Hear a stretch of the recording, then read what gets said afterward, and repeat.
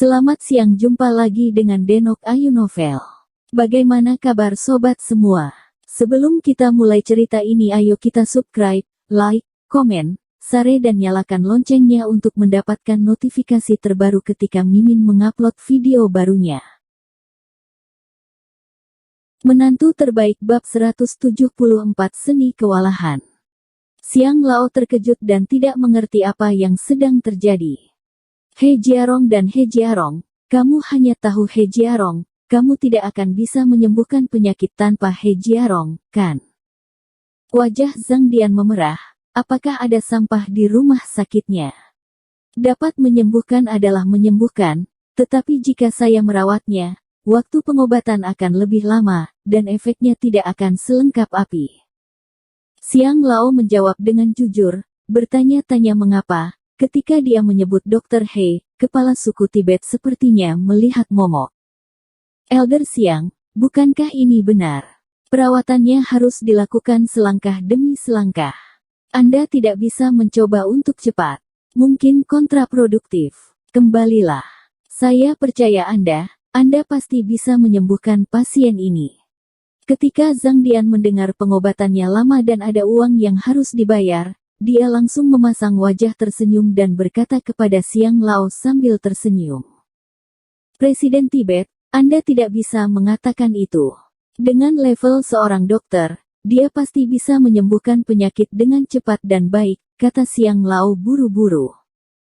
Elder Xiang, rumah sakit kami tidak bisa selalu bergantung pada orang lain. Jika kami menghadapi penyakit yang tidak dapat disembuhkan, kami akan meminta orang lain untuk membantu kami. Apa yang dapat kami lakukan untuk diri kami sendiri? Izinkan saya memberitahu Anda, Sekretaris Xie baru saja menelepon saya sebelum Anda masuk. Melalui telepon, saya dengan tegas menekankan hal ini sehingga rumah sakit kami akan belajar mandiri di masa depan dan berusaha untuk meningkatkan keterampilan medis dokter. Ini akan bermanfaat bagi penduduk kota Qinghai, kata Zhang Dian tanpa mengubah wajah dan detak jantungnya. Bagi orang-orang seperti dia yang berurusan dengan tokoh-tokoh kuat sepanjang hari, ejekan sudah menjadi hal yang biasa.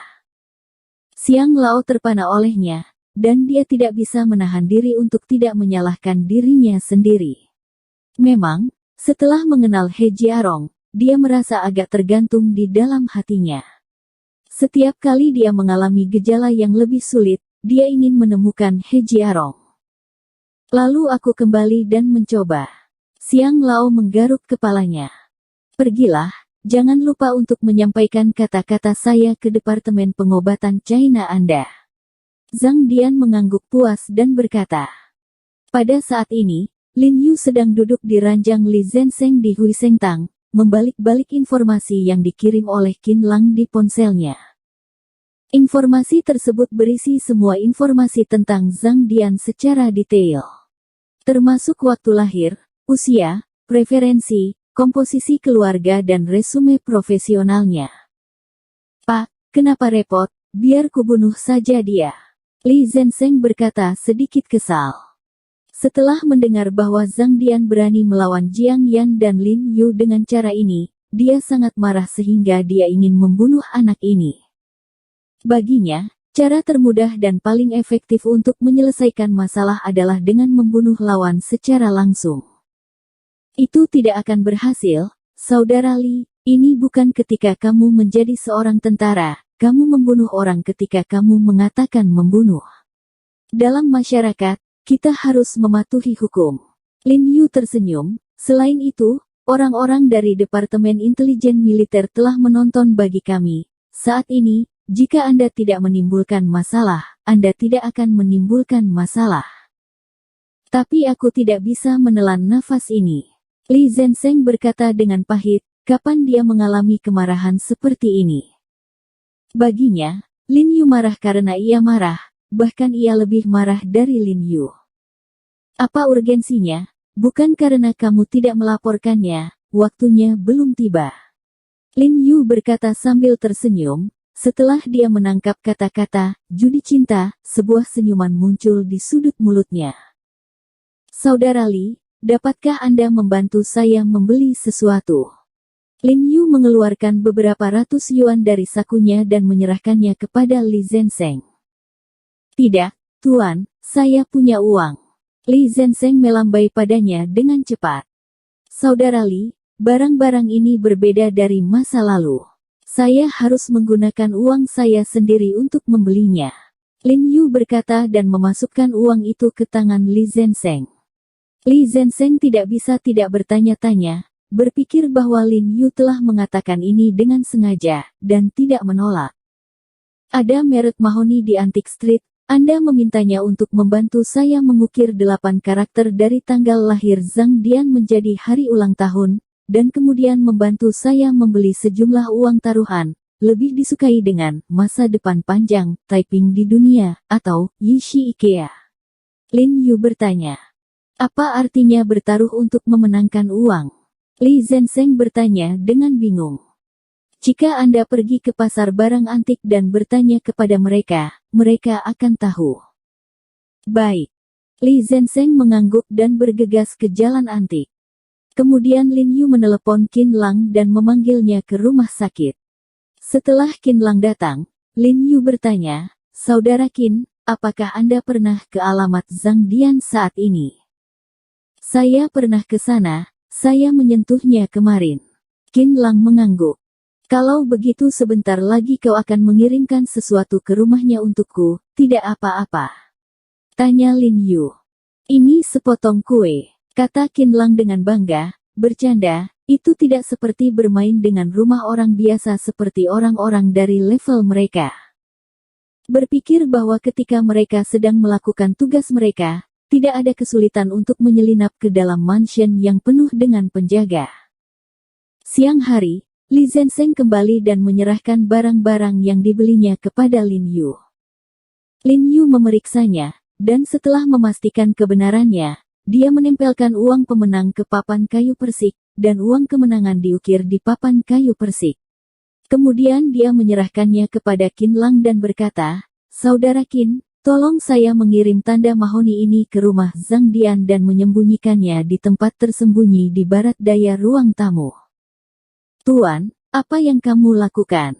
Butuh waktu lama untuk memberinya sesuatu. Tidak buruk jika kita tidak meminta sesuatu padanya. Li Zenseng bingung oleh biksu kedua. Haha, Saudara Li, kamu tidak tahu itu. Pernahkah kamu mendengar tentang teknik mengatasi? Lin Yu tidak bisa menahan geli olehnya. Tidak. Li Zenseng dan Qin Lang menggelengkan kepala. Sebenarnya, saya seharusnya tidak menggunakan metode ini untuk membalasnya, tetapi dia menggunakan metode yang memalukan dan tercela terlebih dahulu, jadi saya tidak bisa mengajarinya begitu banyak. Lin Yu mendengus dingin, dan kemudian berkata, seni jijik pada awalnya sejenis sihir di zaman kuno, dan kemudian berkembang menjadi kebiasaan rakyat untuk menghindari kejahatan dan berdoa untuk keberuntungan, yaitu menggunakan penempatan benda-benda kota untuk mengusir kejahatan dan menghindari bencana. Mereka yang mahir dalam cara ini dapat menggunakan Anda dapat memahami bahwa hal-hal mengubah nasib orang lain. Anda dapat memahaminya sebagai kutukan, yang dapat menyebabkan orang terus-menerus menderita penyakit, dan paling buruk, mereka dapat menghancurkan keluarga mereka. Tuan, apakah kamu mencoba menghancurkan keluarganya? Li Zenseng tiba-tiba menjadi energi dan bersemangat. Trik ini tinggi, tersembunyi, efisien, dan sulit dilacak. Qin Lang memuji lagi dan lagi. Lin Yu. Permusuhan kedua prajurit ini terlalu berat, dan mereka akan bertarung dan membunuh di setiap kesempatan. Perseteruan saya dengannya tidak cukup dalam. Saya hanya menggunakan kartu mahoni ini untuk menekan peruntungannya. Jika dia tidak memiliki keserakahan dan tidak berjudi, maka tidak akan berpengaruh padanya, tetapi dia harus berjudi. Jika Anda melakukannya, maka Anda akan kehilangan 10 taruhan dan 10 kerugian. Lin Yu menjelaskan dengan sabar kepada mereka, mendesah dalam hati, ketika Li Zenseng dan Qin Lang bisa beradab seperti dia. Meluruskan orang bisa sangat beradab, mengapa Anda harus berkelahi dan membunuh? Setelah tengah hari, Qinlang mengambil tanda kayu persik yang diberikan Lin Yu dan menyentuhnya ke rumah Zhang Dian. Pada saat ini, Zhang Dian dan istrinya berada di unit, jadi Qinlang tidak ragu untuk menempelkan tanda kayu di bawah sofa di sudut barat daya sebelum kabur. Halaman Tibet, Sentuh pukul 2 malam. Saat pulang kerja sore harinya, Wakil Dekan Sun secara khusus berlari ke kantor dekan dan tersenyum dengan ekspresi senang pada Dian. Menyentuhnya, tentu saja saya harus menyentuhnya, saya sangat beruntung 2 hari terakhir ini. Ketika Zhang Dian mendengar ini, dia langsung menjadi tertarik, lalu mengemasi barang-barangnya dan berjalan keluar dengan deputi halaman Sun. Ketika dia berjalan ke pintu masuk rumah sakit, tiba-tiba seorang pria dengan rompi hitam bergegas datang, dia sangat berotot dan sangat kuat, itu adalah Qinlang. Kata suamimu, kamu bernasib buruk malam ini. Jika kamu tidak ingin kalah, kamu akan pulang. Setelah melihat Zhang Dian, Qinlang mengingatkannya dengan senyuman, dan kemudian berbalik tanpa menunggu dia menjawab. Siapa orang ini? Gila. Zhang Dian dan Sun Fisyuan saling memandang, bertanya-tanya bagaimana Qinlang tahu mereka akan berjudi di malam hari. Jangan khawatir tentang dia, itu mungkin orang gila. Wakil Yuan Sun meminta Zhang Dian untuk mengabaikannya. Keduanya menemukan tempat untuk sekedar makan, lalu pergi ke kedai teh yang sering mereka kunjungi. Oh, Tibet dan Sun Yuan ada di sini, Tuan Ma dan yang lainnya baru saja tiba, menunggu Anda. Pelayan itu menyambut mereka dengan senyuman dan memberi isyarat agar mereka naik ke atas. Wakil halaman Zhang Dian dan Sun naik ke kamar pribadi di lantai atas. Ada 2 pria dengan kepala datar duduk di dalamnya. Mereka tampak berusia 30 atau 40 tahun, keduanya mengenakan lengan pendek hitam ketat, salah satunya lebih tua. Pria yang memakai rantai emas itu adalah Ma Ye, dan dia dengan sopan menyapa Zhang Dian dan Wakil Yard Sun, lalu mulai mencuci mahjong. Ada beberapa koneksi di biro kedai teh ini, jadi mereka tidak takut penyelidikan. Mereka bermain di sini dengan tenang, dan mereka membawa uang tunai saat datang. Malam ini tangan Zhang Dian sangat bau. Dia memainkan total 9 pertandingan, dan 9 di antaranya kalah semuanya. Di antaranya, ada 5 tembakan, dan 20.000 yuan yang dia bawa hilang. Sialan rumput, apa keberuntunganmu? Ketika Zhang Dian keluar, dia sangat marah dan berteriak dengan marah. Seharusnya tidak pada levelnya sejauh ini, ketika dia tidak kalah karena malu di meja, dia pada dasarnya menang lebih banyak dan kalah lebih sedikit. Kadang-kadang, nasib buruk itu normal. Institut Tibet, kita akan mendapatkannya kembali besok, kata wakil Institut Sun sambil tersenyum. Keesokan harinya setelah bekerja, Zhang Dian dan Sun Fisyard keluar lagi. Qinlang, yang telah menunggu di depan pintu, berjalan lagi dan berkata sambil tersenyum, suami kami berkata, keberuntungan Anda tidak baik malam ini, Anda tidak ingin kalah. Dengan bottom up, saya pulang. Persis seperti yang dia katakan kemarin, setelah selesai berbicara, dia berbalik dan pergi tanpa menunggu jawaban Zhang Dian. Persetan denganmu, idiot. Zhang Dian berteriak padanya, tapi dia tersesat tadi malam, tapi neurosis datang untuk mengutuknya lagi hari ini. Jangan perhatikan dia, halaman Tibet, kamu pasti beruntung malam ini. Wakil halaman Sun tertawa. Hasilnya, malam ini, Zhang Dian kalah dalam 13 pertandingan berturut-turut, di mana 8 tembakannya, dan 40.000 yuan kalah lagi. Brengsek, itu aneh. Wajah marah Zhang Dian berubah menjadi hijau saat dia berjalan di luar kedai teh.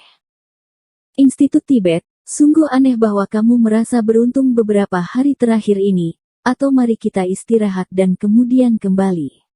Wakil halaman Sun juga bingung, menyebabkan dia kehilangan banyak. Tidak, aku harus mendapatkan band kembali. Zhang Dian sangat tidak mau.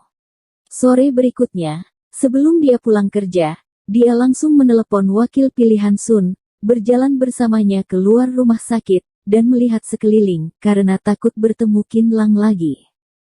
Untungnya, mereka keluar dari pintu dengan lancar kali ini, tetapi ketika mereka berdua naik taksi, Qin Lang tiba-tiba bergegas keluar dan berkata sambil tersenyum, "Suami kami berkata, Anda mengalami nasib buruk malam ini, dan Anda tidak ingin kehilangan segalanya.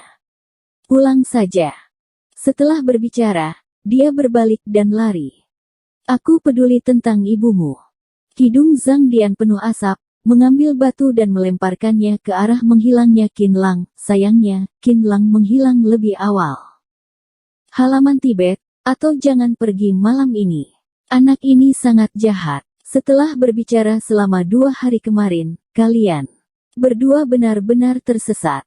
Wakil Presiden Sun berkata dengan keringat dingin di wajahnya. Zhang Dian sudah mengeluarkan keringat dingin di punggungnya, merasa panik. Dia tidak bisa menahan diri untuk tidak mencengkeram tas tangan yang berat itu di pelukannya. Ada 200.000 di dalamnya.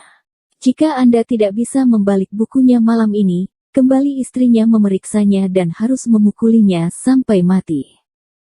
Setelah ragu-ragu untuk beberapa saat, dia mengertakkan gigi dengan kuat dan berkata, masuk ke mobil, aku tidak akan percaya.